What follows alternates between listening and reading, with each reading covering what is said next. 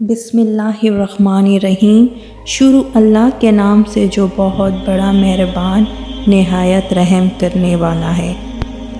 اے اللہ پاک، جو زندگی گزر گئی ہے اس پر تیرا شکر ادا کرتے ہیں، جو زندگی باقی رہ گئی ہے اس پہ تیری رحمت کے طلبگار ہیں۔ ہم سب پر اپنی رحمت کے دروازے کھول دے۔ السلام علیکم میری یوٹیوب کی بہنوں اور بھائیوں۔ آج میری ویڈیو کا عنوان ہے اسلام کیا ہے۔ اس دنیا کے خالق نے انسانوں کو بنیادی طور پہ اس لیے پیدا کیا ہے کہ وہ اپنی اختیاری زندگی میں اس کی عبادت کریں۔ عبادت کے معنی پروردگار کے سامنے عاجزی اور پستی اختیار کرنا ہے، اس کا شکر ادا کرنا ہے، اس سے محبت اور اسی سے خوف کھانا ہے، اس کے بھروسے پہ چلنا ہے، اپنے ہر معاملہ اس کے سپرد کرنا ہے، اپنے پورے وجود کو اس کے حوالے کرنا ہے اور اسی کی رضا کا طالب ہونا ہے۔ اسلام دنیا کا پہلا اور سب سے پرانا مذہب ہے جس کو اللہ نے انسانیت کی ہدایت کے لیے بار بار اپنے بہت سے رسولوں اور پیغمبروں کے ذریعے بھیجا۔ محمد صلی اللہ علیہ وسلم پیغمبروں کے اس طویل سلسلے کی آخری کڑی ہیں جن پہ نبوت اور رسالت ختم ہوئی۔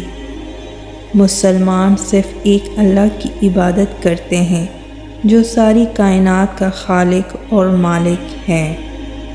محمد صلی اللہ علیہ وسلم اس روح زمین پر اللہ کے آخری پیغمبر تھے، جس طرح حضرت آدم علیہ السلام پہلے پیغمبر تھے۔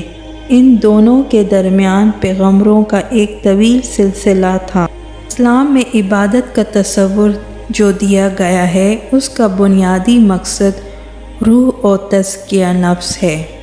عبادت الہی میں توحید، نماز، روزہ، زکوٰۃ اور حج ایسی عبادات ہیں جن سے تقویٰ، پرہیزگاری اور روحانی پاکیزگی کے ساتھ ساتھ جسمانی فائدے بھی ہوتے ہیں۔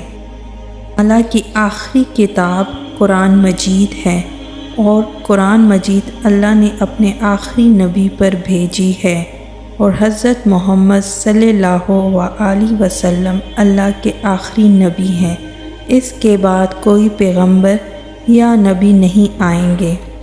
بس اسلام ایک مکمل ضابطہ حیات ہے۔